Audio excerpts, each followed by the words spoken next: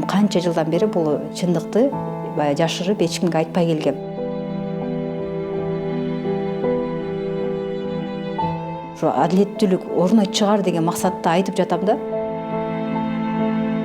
Бир эле жөн эле бир чыр чатакты чыгарбай колунда көтөрөт кайненем. Колунда эмне болсо ошо мени ура калат, түртүп жиберет, жакка чабат. Кечки шам намазы окуп калган, караңгы болуп эшик кадимкидей кап-караңгы. Ошондой балдарымды алып бир жака кетип мындай көрсөтпөй алып кетти. Балдардын үчөөнү тең. Байкуштар жалдырап эле калышып, түшүнбөй калып, аң-таң болуп эле. Ошол убактан бери мага көрсөтө элек балдарымды.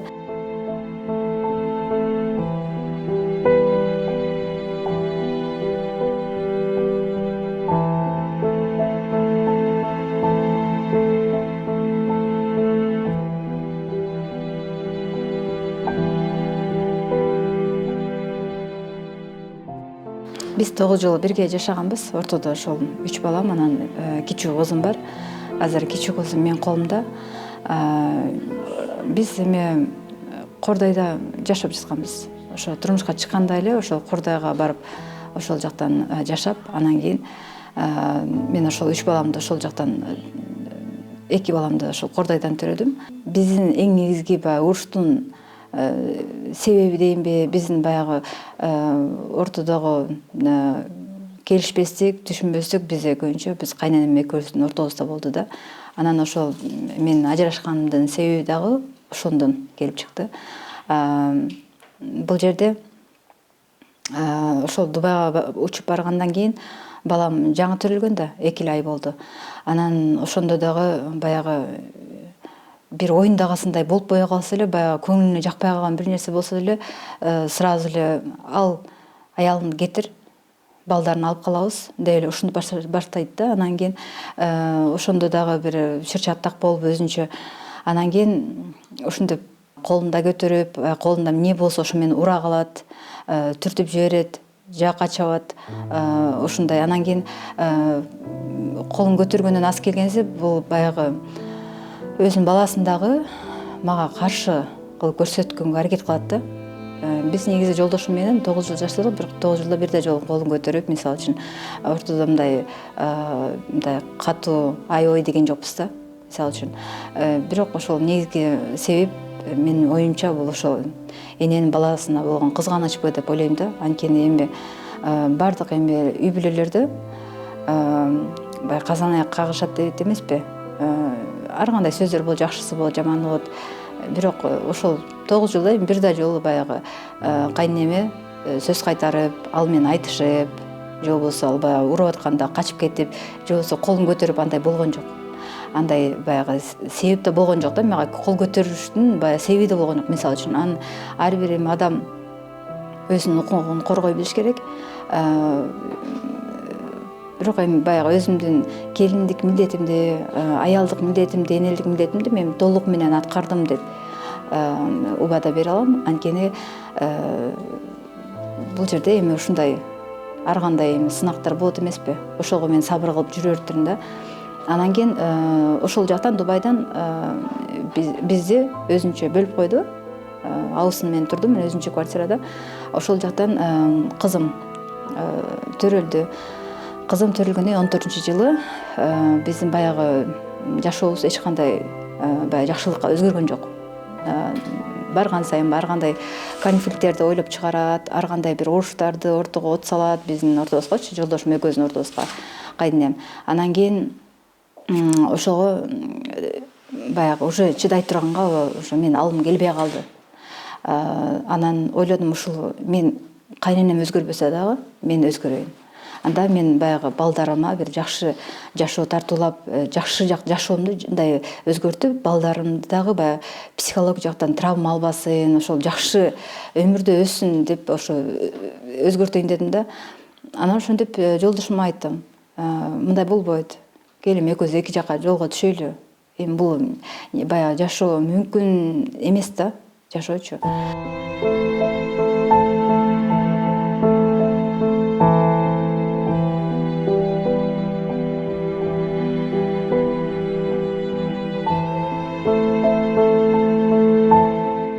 2015 жылы ноябрда келип, кайненем экөө келип, алдоо жол менен урдап кеткен. Ошол урдап кетип, ошол убакыттан бери мага көрсөтө элек балдарымды. 16-жылы мен Дубайга баягы өзүмдүн каражатым менен десем болот, эми байкелерим жардам берди.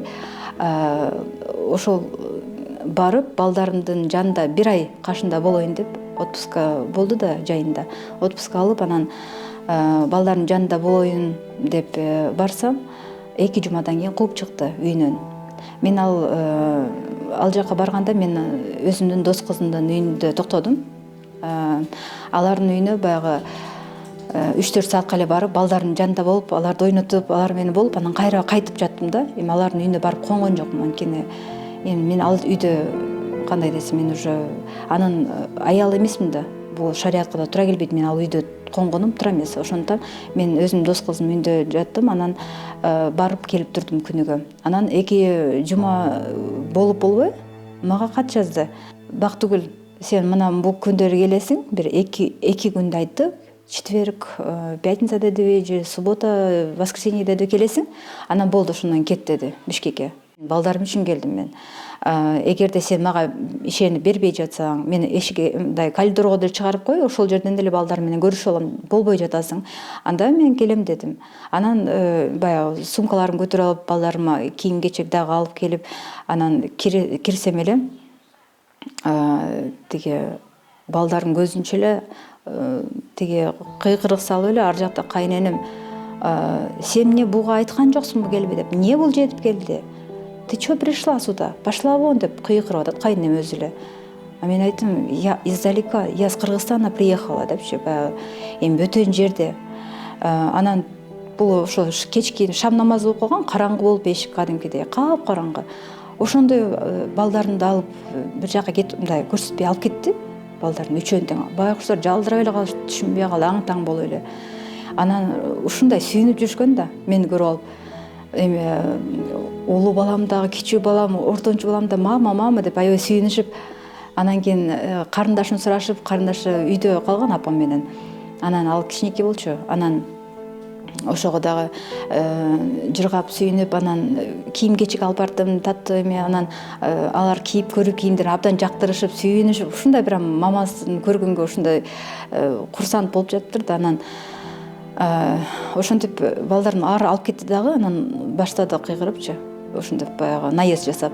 Анан кийин колумдагы сумкамды тартып алып туруп, эшикти катуу ачып туруп, эшикке коридорго ыргытты. Анан айтты, в следующий раз тебя выкину. Либо өзүң уходи, или мен өзүм силой эти вытурю деди да. Анан мен айттым, сен мындай кылганың Кудайга да жакпайт. И туура эмес кылган. Мен бөтөн жерде сен азыр мени көчөгө кууп атасың. Мен сага эмне кылдым? Мен сенин акчаң менен келген жокмун. Сен мага виза да ачып берген жоксуң, жол кире да төлөгөн жоксуң. Эми Дубай деген бул эми кордой эмес да. Мындай жарым саатта жетип кала тургандай туурабы? Ага бир топ акча кетти. Эмеге жол киресине, визасына. Анан эми бул жака коелу ал акчанычы. Мен деген балдарыма келип атам да. Мен ага кандай запка көрсөттүм? Мен ага кандай баягы зулумдук кылдым?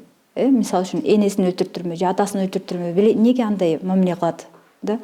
Даже баягы бөтөн адамдар да андай кылбайт да. Мисалы үчүн, бул менен балдарым атасы болдук. Жаман да жакшы болсо да 9 жыл жашадык.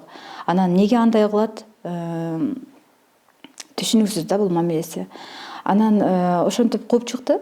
Мен эшикке чыктым, эшик кап-караңгы, жаман болуп, жүрөгүм уйгу-туйгу болуп, кысылып, ушундай ыйладым.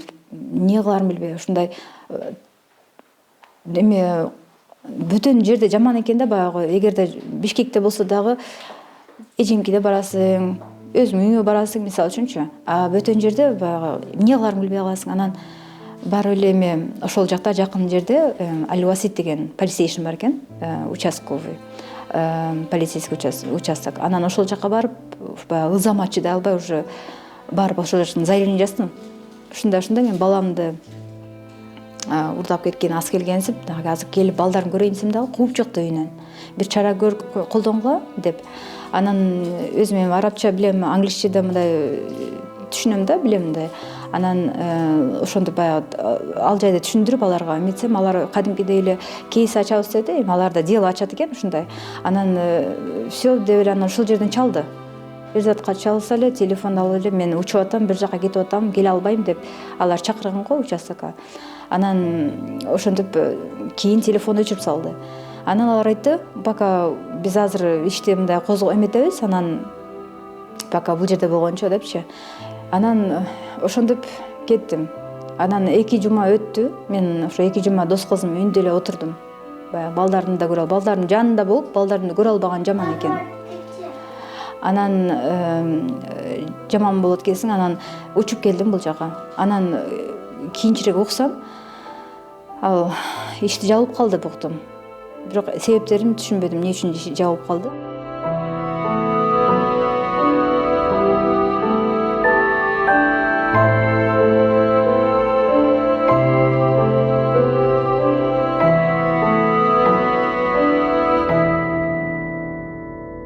Бул жерде да баягы мен 15-жылы урдап кеткенде эле бар, түндө бар заявление жазгам да Ленинский ровдга.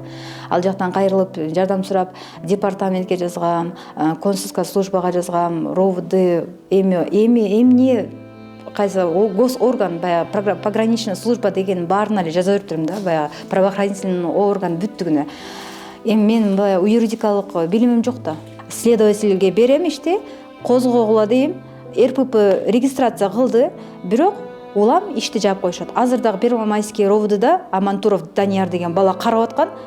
Внезапно баягы эмеге очный ставкага да чакырбас туран жөн эле алды дагы жаап салды. Уктум, тиги жолдошум адвокаттар менен несколько раз келип кетти деп. Анан ошо мен ишти жаап койду. Мен адвокатым барып сураса, Бактурдун жумушун эмне кылып атат, жылатып алдыга запрос берип атасыңарбы десе, ой эже биз уже жаап койгом ал ишти дейт. Кантип жаапканга ал кантип ошо жапты. Эч кандай баягы состав преступления жок дейт. Бирок состав преступления бар да, ошону запрос берип, паспорту каяктан алды, кайсы границадан кантип өттү, ошонун баарын такташ ушул следовательдин иши болчу да. Эми мен үйрөтпөйм дагы, туурабы? Анан кийин ошентип, то есть нарушение болуп деле, бул судан кургак чыгып атат да. Каждый раз. И азыр дагы судья дагы баягы Свердловский районунда сот болбодубу? Ошол жакта дагы Асаналиева деген судья Ерзат иск берген да, 3 баланы тең баягы соттун чечими менен Дубайга алып кетейин деп. Эми алардын сураганы дагы бир кызык да. Алар сурап жатат, балдарыбыздын окуусу башталып калды. Онлайн сабак Россияда частный мектепте болуп жатат дейт. Бирок биз Эмиратка барышыбыз керек. Эми түшүнүксүз. Эгерде сабагы, мисалы, мектеби Эмиратта болсо, офлайн болсо, биз Эмиратка барыш керек, балдардын сабагы башталып калды десе бир жөн. Бирок бул жерде российский школада, частный школада онлайн сабак, бирок биз Эмиратка барыш керек деп эле талпынып атат да ошол жакачы. Анан ошону дагы угуп туруп, анан 4-ноябрда Ленинский ровдда судья Рыспекова отобрать 3-го сына от отца и отдать матери деп чечим чыгарып берген. 2 улуу баласы менен сүйлөштүрсүн, эч кандай тоскоолдук кылбасын деп. Анан ошону билип туруп деле, көрүп туруп деле ошо решение суданы Ерзаттын чечимине чыгарып берип атпайбы Асаналиева? Анан кантип анан ушундан кийин акыйкат бар, адилеттүүлүк бар деп чечсе болот? Албетте бул жерде бир өзүнчө бир күч пайдаланган, өзүнчө бир сумма бар. Просто буну биз азыр пока билбейбиз. Бирок соттор эгер адилеттүү болсо, органдар өздөрүнүн ишин адилеттүү караса, мындай чыр-чатактар болбойт эле деп ойлойм да.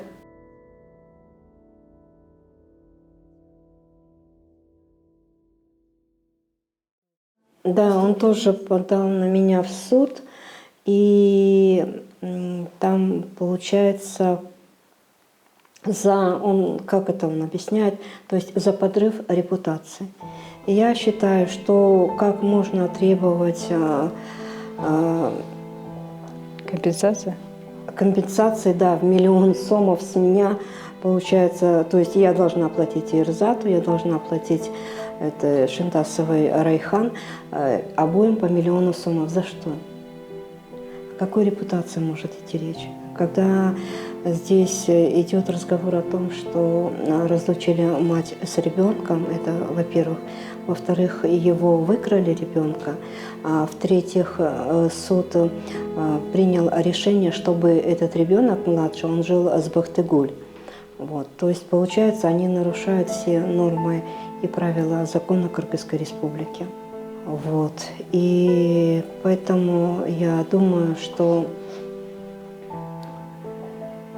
если начать дальнейшее расследование, вот просто они не понимают, чего они сейчас делают.